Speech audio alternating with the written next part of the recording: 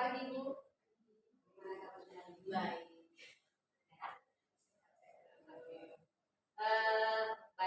Baik Bu, hari ini kita akan melakukan percakapan observasi ya. Nah, nanti saya akan amati proses pembelajaran yang dilakukan di dalam kelas atau proses supervisi yang akan saya lihat nantinya pada proses pembelajaran di dalam kelas ya. Di sini ada pun sebenarnya tujuan supervisi itu sebenarnya adalah untuk evaluasi atau untuk mengetahui proses pembelajaran yang dilakukan di dalam kelas. Nah, kenapa kita melakukan observasi ini? Itu sebagai persiapan awal sebelum nanti itu melakukan kegiatan pembelajaran di dalam kelas. Supaya itu nanti lebih siap untuk proses pembelajaran yang lebih aktif lagi atau lebih menarik lagi di dalam kelas atau untuk lebih lagi proses pembelajaran. Baik Ibu, ada pun yang saya ingin bertanyakan dan ingin saya sampaikan kepada Ibu, kira-kira apa sih pembelajaran yang Ibu capai? Baik ya Bu ya. Ada beberapa ya yang ingin saya capai dari pembelajaran saya ini. Pertama, perlu adanya kegiatan literasi. Jadi peserta ini bisa memahami apa yang mereka baca, materi yang mereka baca. Kemudian dari literasi itu akan dilakukan uji kerja dengan siswa. Jadi mereka bisa menjelaskan materi yang sedang mereka pelajari. Nah, selain itu Ibu, dari uji kerja itu mereka akan bisa menampilkan atau mempresentasikan hasil kerja mereka. Lalu mereka juga bisa berkolaborasi bersama dengan tim mereka. Seperti itu. Kalau di sini itu lakukan literasi ya, lalu untuk kerja dan melakukan presentasi ya, atau melakukan kolaborasi dengan kelompoknya. Betul sekali. Ibu, terus saya ingin tanya pertanyaan kedua. Terus bagaimana area pengembangan yang Ibu hendak? Ya, lebih pada pengetahuan juga keterampilan yang bisa mereka capai ya Ibu ya, itu yang bisa dilakukan oleh saya sehingga siswa bisa kelihatan apa bakat mereka, keberanian mereka dalam melakukan kegiatan belajar. Tadi area pengembangan itu pengetahuan juga Ya, keterampilan dan juga ada sikap tadi ya. betul sih. Anak-anak Berani ya. Nah, Ibu, saya ingin mendengar dari Ibu rancangan pembelajaran yang Ibu terapkan di dalam kelas itu, seperti misalnya strategi pembelajarannya apa, bagaimana model atau metode pembelajaran seperti apa. Oh iya. Jadi untuk strategi pembelajarannya saya pun menggunakan PBL ya, problem based learning ya Bu ya. Jadi di mana ada kelompok diskusi yang akan dibentuk dalam kelas sehingga anak-anak bisa memberikan menyalurkan pendapat mereka dan bisa berkolaborasi dengan mereka. Dari model pembelajarannya berarti problem based learning ya. Ya, Melakukan kelompok. Nah, kalau media pembelajaran yang digunakan apa ya? oh ya. Ada beberapa ya Bu ya, misalnya saya menggunakan PowerPoint ada juga rubrik penilaian ya, LKPD yang digunakan oleh siswa. Rubrik penilaian LKPD dengan PPT kan ya? Iya, Itu ya tadi media pembelajarannya serta modelnya tadi menggunakan problem solving ya. Oke Bu, kira-kira kapan Ibu akan melaksanakan proses pembelajaran? Oh iya Bu ya, rencananya saya 9 Maret ini Bu. Ya Ibu, dan nanti saya tanggal 1 9 Maret ya. Ya. Nanti saya akan melihat dan mencatat hal apa yang dilakukan di dalam kelas ya. Nah, Bu, saya mau tanya, kira-kira apa sih yang didapat dari hasil percakapan? Ya lebih observasi kembali ya bagaimana proses pembelajaran saya yang telah dilakukan, mungkin dari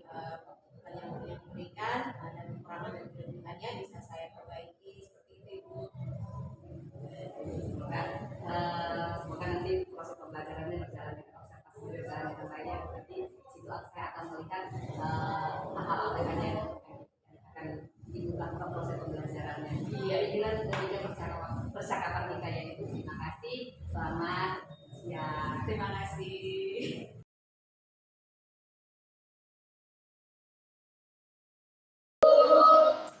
Bagaimana kabar kalian hari ini? Sehat. Syukur ya, semuanya sehat-sehat ya. Ya. Oke, kita hari ini akan belajar. Untuk itu kita memulai pembelajaran kita dengan berdoa. Oke, siapa yang mau berdoa? Anike, silakan Anike.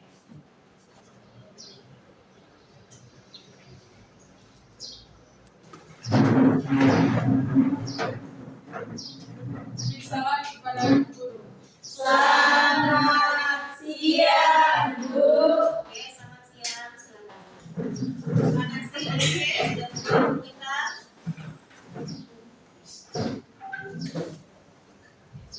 Oke, ini semuanya hadir kan? Ada yang masuk. Ada yang tidak masuk. Siapa? Jadi apa? Siap sakit. Selain siap, Denis. Denis. Terus Nelon kenapa? Apa itu? Aduh. Pelajaran kita ya. Hari ini kita akan mempelajari tentang dampak sosial informatika ya. Nah, pasti bagi kalian ini sudah tidak asing lagi ya tentang informatika ya atau teknologi. Dalam keseharian kita membutuhkan teknologi bukan? Ya. Dan di antara kalian semua ada yang sudah memiliki gadget atau HP Android ya. Ya. Jadi apa yang kalian rasakan dengan adanya teknologi ini? Apakah mempermudah aktivitas kalian sehari-hari? Iya ya, sangat mudah ya. Jadi ada manfaatnya kita mendapatkan pengaruh dari informatika ini atau teknologi informatika ya dalam keseharian. Dan juga informatika ini membantu kita dalam berbagai bidang ya, iya kan? Misalnya dalam bidang pendidikan, iya ya. Kemudian pemerintahan, apalagi Pendidikan. ya sudah pendidikan tadi. Kesehatan. Kesehatan, Ekonomi. ya, ekonomi, dan hal-hal yang lain. Yang pastinya teknologi membantu mempermudah aktivitas kita. Ya. Nah, maka hari ini kalian sudah siap untuk belajar ya? Ya. Agar kalian lebih bersemangat ya. Ibu akan menunjukkan sebuah video motivasi. Apa yang kalian pelajari dari video tadi? Harus bisa berusaha sendiri. Apa?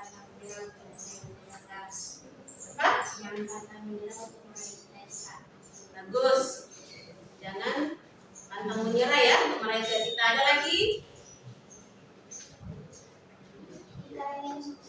Apa Dian? Suaranya dikencangkan.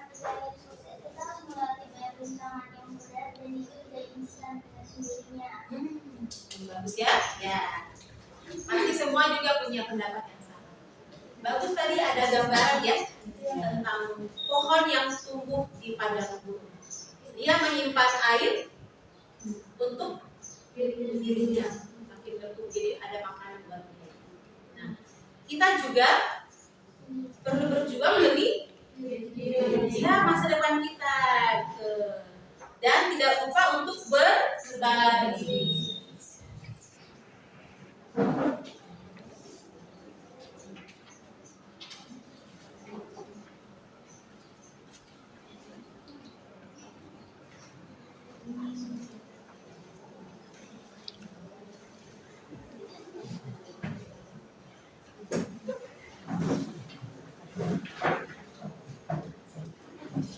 Bisa ya.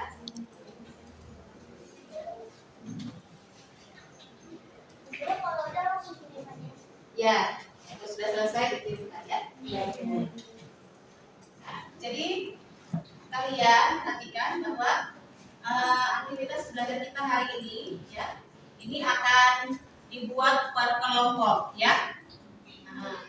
Dan ada rubrik penilaian yang Ibu sudah siapkan, termasuk juga dengan lembar kerja yang akan kalian diskusikan ya. Nah, Ibu sudah share ke grup, kalian sudah lihat mungkin ya di grup ada materi kita. Materinya tentang dampak sosial problematika ya. Silakan Ibu kasih waktu kalian baca materinya sebelum nanti kita akan membuat kelompok diskusi ya. Oke, silakan dibaca. Oke anak-anak, Ibu akan menunjukkan sebuah video pembelajaran yang berkaitan dengan materi yang sedang kalian baca ya. Komputer. Pada awalnya, komputer hanya sebagai sarana penunjang pekerjaan. Nah, sekarang komputer menjadi suatu Bagus ya tentang sejarah komputer. Jadi perjalanannya pembuatan komputer tadi ya, di awal abad pertama Charles Darwin ya mulai memperkenalkan atau mulai menciptakan ya. Di awalnya hanya dikenal sebagai Kalkulator. ya hitung ya. Semakin berganti zaman, tahun ke tahun akhirnya ya di zaman modern terkenal dengan komputer yang sudah lebih lengkap lagi. Iya ya. Dan mudah aktivitas saya. Nah, maka dari literasi yang sudah kalian lakukan tadi dan video pembelajaran yang kalian saksikan tadi, kita akan membuat kelompok diskusi untuk mendiskusikan kasus yang akan dibagikan di LKPD kalian ya. Setiap kelompok punya studi kasusnya beda-beda ya. Iya. Kelompok A bagaimana?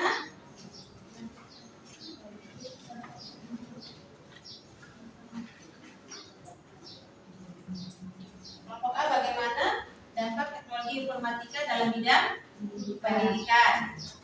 Ya. Kelompok B dalam bidang ekonomi. Kelompok C dampak dalam bidang pemerintahan ya. Kelompok D ya, dampak teknologi informatika dalam bidang Sosial sosial budaya. budaya. Nah, kelompok E di belakang ya, teknologi informatika dalam bidang silakan dipresentasikan ya.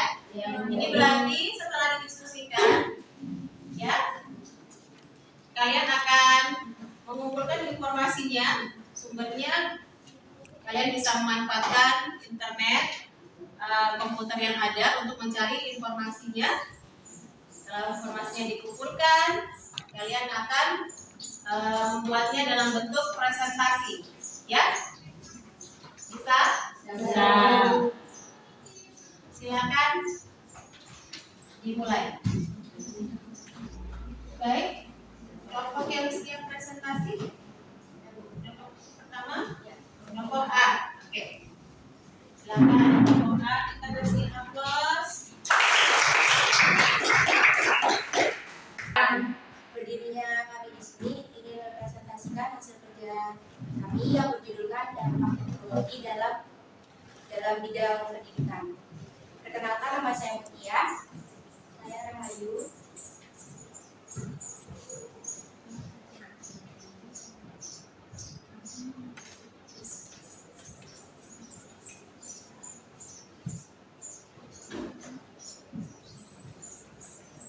di sini ada tujuan informatika dalam bidang pendidikan. Dalam kehidupan saat ini, banyak hal yang bisa dilakukan dengan mudah dengan adanya bantuan teknologi, perkembangan teknologi yang sangat pesat bisa kita manfaatkan, seperti halnya yang membantu di dunia pendidikan. Adapun peranan teknologi di dalam dunia pendidikan yaitu mengantarkan peran manusia, yaitu dengan melakukan kegiatan otomatis suatu tugas atau proses. Memperkuat peran manusia, yaitu menyajikan informasi, tugas atau proses. Melakukan restrukturisasi atau melakukan perubahan-perubahan terhadap learningnya semakin memudahkan proses pendidikan.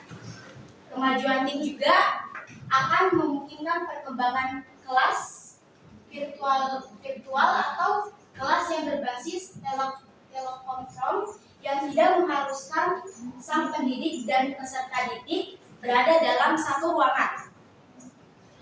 Kekurangan teknologi informatika di bidang pendidikan yaitu penggunaan internet melalui infrastruktur yang memadai, penggunaan internet mahal, kurangnya pergaulan di kalangan masyarakat.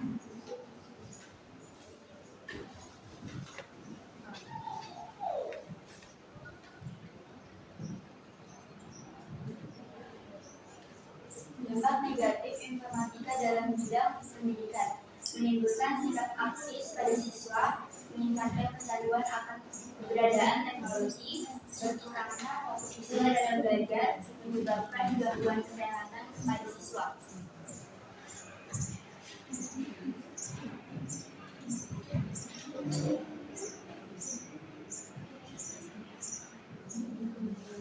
Dampak positif informatika dalam bidang pendidikan mengembangkan kemampuan belajar berbasis TIK sehingga proses pembelajaran dapat lebih optimal, menarik dan mendorong kita lebih terampil dalam berkomunikasi, terampil mengorganisasi informasi yang dibutuhkan akan semakin cepat dan mudah diakses untuk kepentingan pendidikan.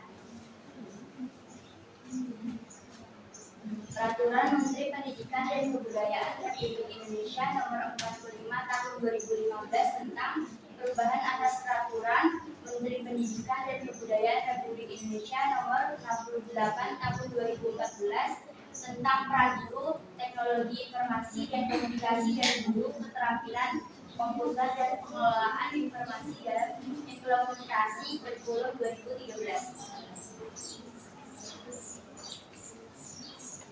Baik, sekian presentasi dari kita.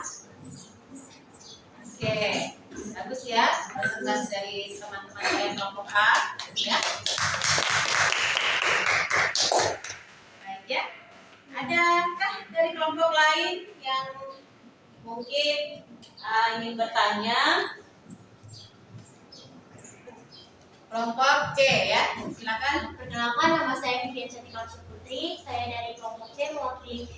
Izinkan saya bertanya, sejauh mana perkembangan teknologi membantu guru dalam proses pembelajaran di kelas? Terima kasih. Baik, terima kasih atas pertanyaannya. Izinkan saya menjawab. Sangat jauh sekali ya perkembangan teknologi telah menjadi alat yang sangat berharga bagi para guru untuk meningkatkan efektivitas dan kualitas pembelajaran di kelas. Sekian dari saya, apakah jawaban saya bisa diterima? Oke, terima kasih atas jawabannya, saya bisa pahami. Ya, terima kasih buat kelompok A ya. Presentasinya yang menarik. Dia sudah mempersiapkan ya. Slide-nya yang bagus.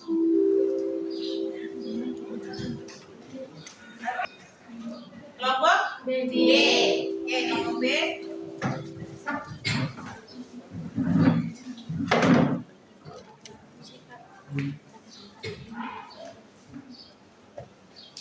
Kelompok B. Lihat materinya. Selamat siang teman-teman dan guru. Ya. Kelompok B ingin mempresentasikan hasil kebijakan. Informasinya, segala jenis transaksi perdagangan maupun bisnis dapat dilakukan tanpa perlu beranjak dari meja kerja dan tanpa perlu antri berjam-jam di loket pelayanan serta santai dan sesuai waktu.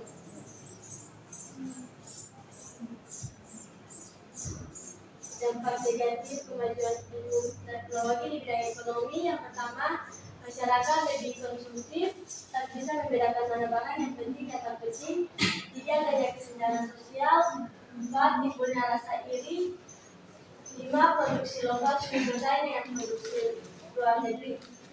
Dan dari seluruhnya. Terima kasih. Oke, bagus presentasinya kelompok B ya. Ya, adakah kelompok lain mau bertanya pada kelompok D? Perkenalkan, nama saya Nala. Saya dari kelompok E. Di sini saya ingin bertanya, tolong berikan contoh dampak ekonomi saat ini. Ya, oke. Langsung dari objek analisis terhadap jumlah dan jenis kegiatan ekonomi di suatu wilayah yang berfokus pada indikator makroekonomi dan parkiran. Pengaruh proyek pada indikator-indikator tersebut bagi negara dan masyarakat. Keuntungannya di dalam makro ya. Di mana kelompok E bisa? Terima kasih atas jawabannya. Oke. Oke. Oh ya.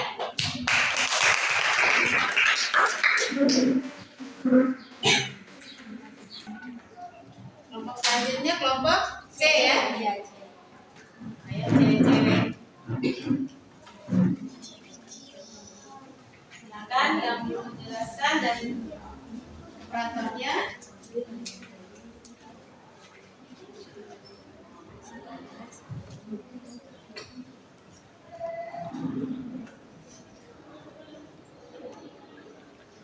Perkenalkan, kami dari kelompok C yang terdiri dari saya Fikir Jadikausa Putri, saya Rati Puspita Purwanasi, saya Aziza. Berdirinya kami di sini ingin mempresentasikan hasil kerja kami dalam bidang pemerintah. Juga dapat mendukung pemerintah yang lebih efisien dan dapat meningkatkan komunikasi antara pemerintah dengan sektor usaha dan industri. Masyarakat dapat memberikan masukan terhadap kebijakan yang dibuat oleh pemerintah sehingga dapat meningkatkan kinerja pemerintah. Oke, dampak positif teknologi informasi dalam bidang pemerintahan, salah satunya terdiri atas yang pertama ada pelayanan yang lebih baik kepada masyarakat. Informasi dapat disediakan selama 24 jam sehari, 27 hari dalam seminggu, tanpa harus menunggu di banyak kantor. Informasi dapat dicari dari kantor, rumah, tanpa harus secara fisik datang ke kantor administrasi. Yang kedua, peningkatan hubungan antara pemerintah, dunia usaha, dan masyarakat umum. Keterbukaan atau transparansi, maka diharapkan hubungan antara berbagai pihak menjadi lebih baik. Keterbukaan ini menghilangkan saling kecurigaan dan kebencian di semua sisi. Yang terakhir, ada pemberdayaan masyarakat melalui informasi yang mudah diperoleh. Sini ada dampak negatif. Dampak negatif teknologi informasi bidang pemerintahan. Berikut ini terdapat beberapa dampak negatif teknologi informasi dalam bidang pemerintahan. Terdiri atas yang pertama, penggunaan persenjataan canggih untuk menyerang orang lain untuk kekuasaan dan kekayaan. Terorisme semakin merajalela. Yang kedua, kurangnya privasi suatu negara karena kerahasiaan tidak dijamin oleh meningkatnya kecanggihan deteksi alat-alat. Yang ketiga ada C, kasus sering kemudian saling antar kelompok. Yang keempat, mudah menyalahgunakan media sosial untuk tujuan politik. Yang kelima ada pemerintah menyimpan informasi rahasia seperti data dari keamanan, data spesifik berbangsa dan bernegara. Karena semua ingin informasi ke digital dan tersedia untuk siapa saja yang ingin melihatnya. Hal ini bisa terjadi bahwa pelanggaran keamanan yang tak terelakkan. Dan sementara banyak perusahaan telah memiliki skandal informasi, pelanggaran bocor atau hack. Pemerintah lebih rentan karena mereka jarang menarik orang-orang terbaik di bidang IT sebagai karyawan. Oke, kesimpulannya, penggunaan teknologi informasi dan komunikasi TIK dalam pelayanan publik diperkenalkan. Saya bersiap perwakilan dari kelompok A yang bertanya bagaimana penerapan e-government yang benar. Oke ya. Baik ya. Ada lagi dari Kelompok D. Perkenalkan, nama saya Yanti. Saya dari kelompok D ingin bertanya, bagaimana teknologi informasi dapat membantu pemerintah dalam mengelola dan menyediakan data terkini untuk mendukung pengambilan keputusan strategi. Oke, silakan. Oke, terima kasih atas pertanyaannya. Izin saya menjawab pertanyaannya. Ya. Informasi memungkinkan pemerintah untuk menyimpan secara esensial.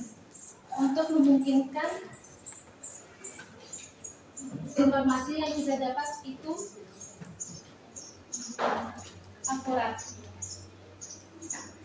Itu saja. Oke, silakan. Ya, jawabannya ya, gimana sih? Bisa diterima. Terima kasih. Oke, kita berikan aplaus buat silakan. Kelompok selanjutnya kelompok D. D. D. Silakan kelompok D. Yang sudah share, jadi langsung lihat saja yang kalian sudah share.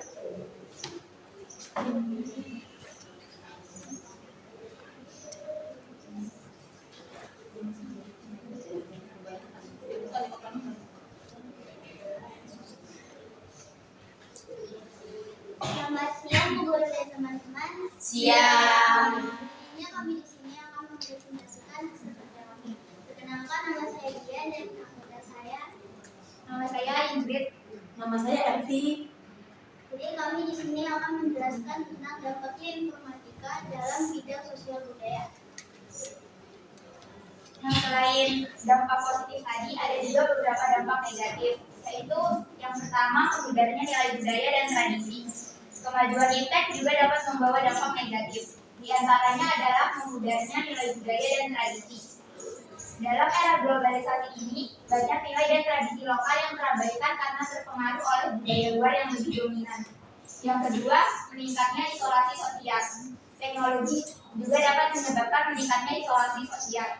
Di zaman ini, banyak orang yang lebih memilih berkomunikasi melalui media sosial dan teknologi digital lainnya daripada berinteraksi secara langsung dengan orang lain. Hal ini dapat menyebabkan kurangnya interaksi sosial dan memperburuk masalah kesehatan mental. Nah, yang ketiga, memperburuk masalah kesehatan mental. Teknologi juga dapat memperburuk masalah kesehatan mental. Banyak orang yang kecanduan teknologi dan menghabiskan banyak waktu di depan layar. Hal ini dapat menyebabkan masalah kesehatan mental seperti stres, kecemasan, dan depresi. Selain itu, penggunaan media sosial yang berlebihan juga dapat meningkatkan risiko gangguan kecemasan sosial, gangguan identitas, dan masalah kesehatan mental lainnya. Berikutnya, memperkuat perpecahan sosial. Teknologi juga dapat memperkuat perpecahan sosial. Dalam era media sosial, banyak orang lebih memilih untuk mengikuti orang-orang yang memiliki pandangan politik dan sosial yang sama. Hal ini dapat menyebabkan perpecahan sosial dan polarisasi di masyarakat. Kemudian, mengancam keamanan data pribadi.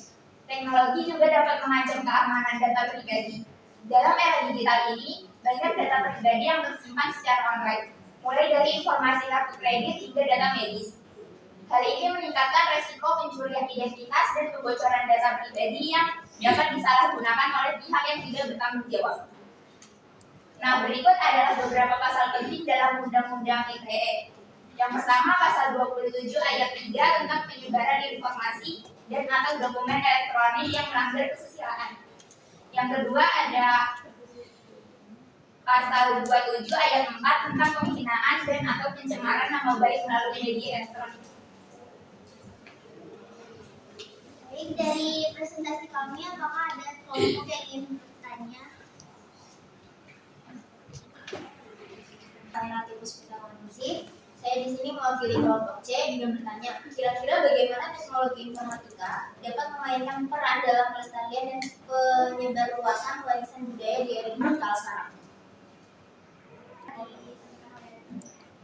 Baik, terima kasih atas pertanyaannya.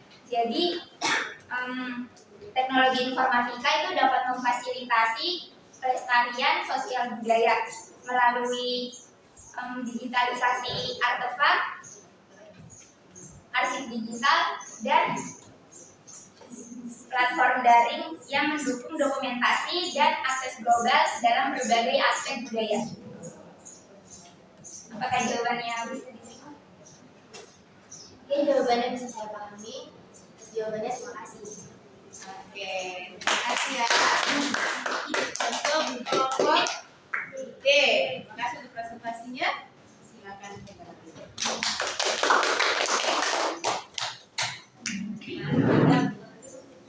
Buatan selanjutnya ya.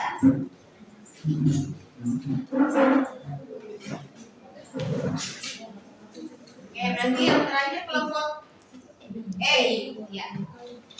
Silakan kelompok E anggotanya.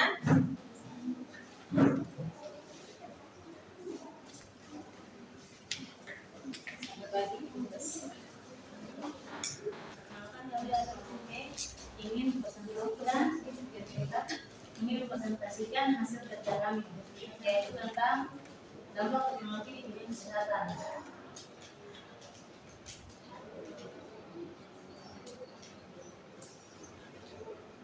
Dampak teknologi dalam terdampak pada sadar depresi dan kecemasan yang ada. Hal sebaliknya juga terjadi dengan interaksi media sosial yang negatif. Seseorang akan mengalami kecemasan yang tinggi. Sekian dan terima kasih. Oke, itulah presentasi dari teman-teman kelompok E ya. Terima kasih. Ya, adakah pertanyaan dari kelompok lain? Oke, kelompok B ya. Kelompok B siapa ini? Perkenalkan, nama saya Riana PSDD. Ya, Saya oke. mewakili dari kelompok B. Kami ingin bertanya, apa saja hambatan dalam memanfaatkan pelayanan kesehatan? Izin menjawab, terima kasih atas pertanyaannya. Di sini saya akan menjawab hambatan-hambatan yang dihadapi petugas dalam pelayanan kesehatan. Meliputi bedanya sumber daya, minimnya jumlah petugas, bedanya motivasi kurang kerjasama, kurang disiplin, kurangnya pemahaman SOP, terbatasnya anggaran dan kurang komunikasi dan koordinasi. Terima kasih, itu jawaban kami. Oke, bagaimana kelompok B dia bisa diterima? Ya. Oke ya. Berarti telah selesai kelompok E, silakan kembali.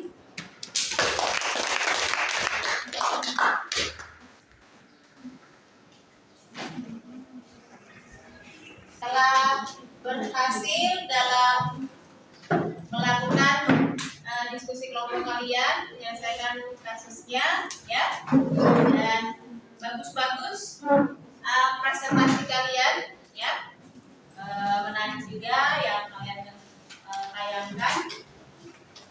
Jadi, untuk materinya semoga bisa dipahami tentang dampak sosial informatika ya. Pelajaran kita hari ini, ya, apakah pelajaran kita hari ini menyenangkan buat kalian? Jadi, apakah kegiatan pembelajaran kita menyenangkan? Menyenangkan. Apa yang menyenangkan? Bisa nonton video. Oh, iya, bisa nonton video. Bisa dapat pelajaran baru. Ya, Pengetahuan baru. tambah ya, untuk juga melatih kepercayaan diri kalian saat tampil di depan kelas ya?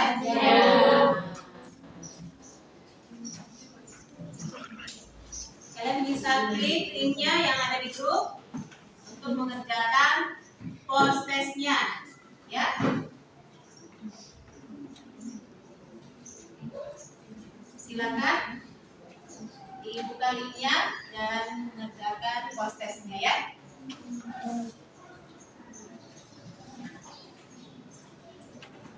Sudah ya? Sudah ya? Sudah.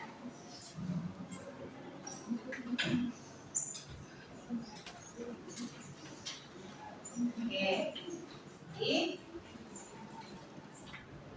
dengan kalian mengerjakan close testnya, ini berarti pembelajaran kita pun telah selesai. Berakhir ya. Nah, di perjumpaan kita berikutnya kita akan melanjutkan lagi masih berkaitan dengan dapat sosial informatika sehubungan dengan profesi ya.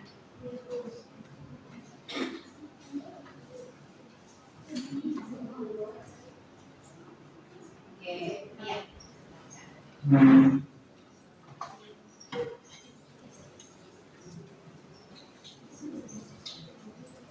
Siap berdiri. Mari guru dan teman-teman, sebelum kita pulang, mari kita berdoa menurut agama dan keyakinan kita masing-masing. Berdoa mulai.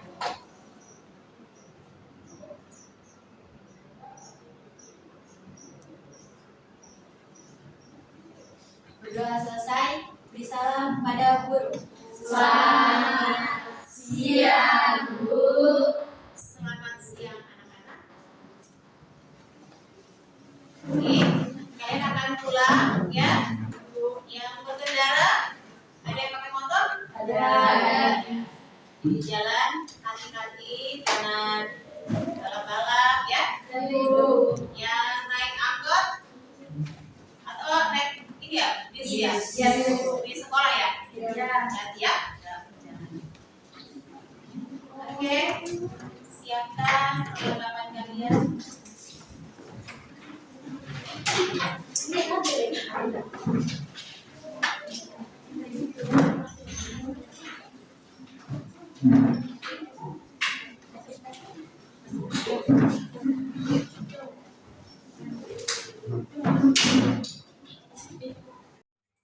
Selamat pagi Bu. Pagi Busi,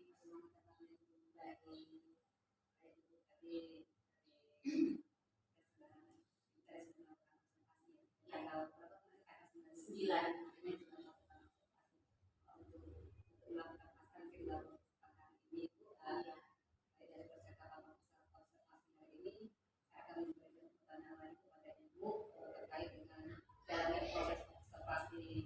Kelas yang sudah Ibu lakukan ya. Iya. Dengan tujuan kita melakukan untuk mengevaluasi sejauh mana proses pembelajaran yang Ibu lakukan. Nah, Ibu saya akan membuat pertanyaan kepada Ibu. Pertanyaan pertama ini, bagaimana perasaan Ibu terkait observasi atau terkait proses pembelajaran yang Ibu lakukan tadi? Iya, lakukan pada tanggal 9 Maret. Iya, ya.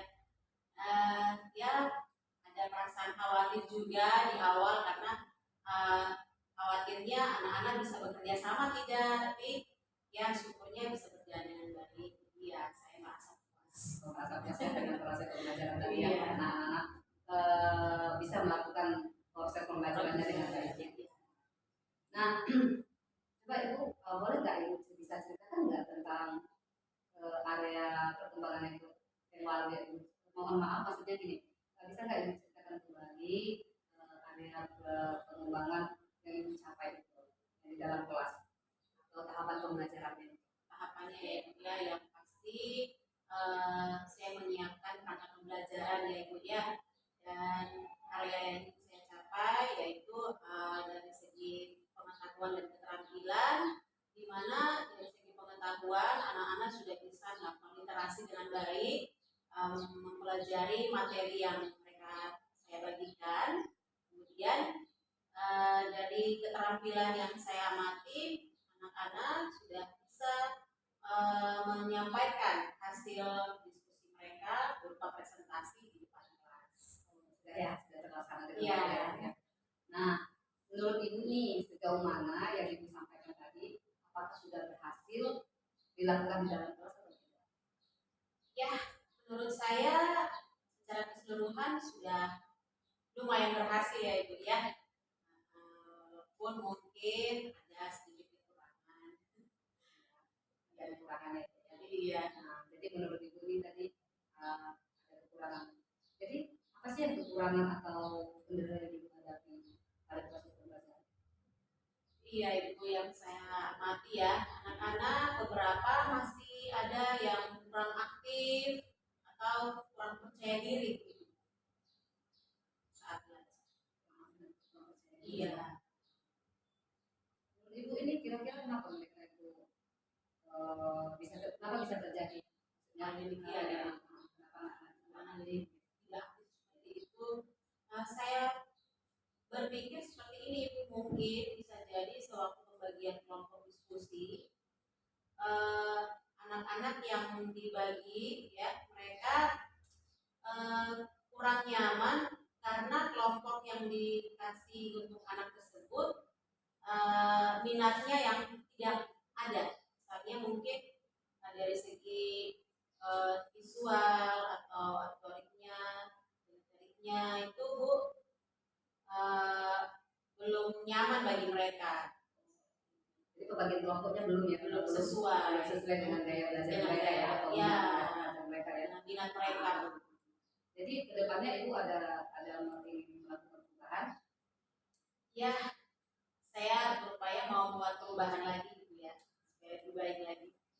Mudah-mudahan apa yang Ibu rencanakan akan tercapai dari proses pembelajaran ini ya. Nah, saya akan mendengar lagi nih nanti cerita-cerita dari Ibu bagaimana apa yang Ibu sudah lakukan dari yang ingin Ibu lakukan perubahan tadi ya. Kira-kira rencana Ibu kapan ingin melakukan perubahan pembelajaran? Memang Bu untuk tanggalnya saya belum tentukan ya Ibu ya. Tapi pasti dalam waktu dekat ini saya akan berupaya untuk menyelesaikannya. Dalam waktu dekat ya. Iya. Mungkin selesai proses pembelajaran kelas 12 ini ya. Bisa jadi Bu ya. Ya, semoga nanti saya akan mendengar cerita-cerita perubahan seperti itu ya. Baik Ibu, terima kasih sudah meluangkan waktu ya. Proses dari kita melakukan pasca dari dari observasi dan sampai pasca dari pelaksanaannya sampai pasca. Saya berterima kasih kepada Ibu sudah meluangkan waktu untuk saya supervisi. Nah, di mana supervisi tadi saya jelaskan supervisi itu bukan saya menilai Ibu seperti bagaimana, tapi untuk mengevaluasi diri bagaimana agar Ibu lebih percaya diri nantinya proses pembelajaran pada siswa. Baik Ibu, terima kasih atas kesempatannya. Terima kasih. Selamat pagi Ibu. Selamat pagi.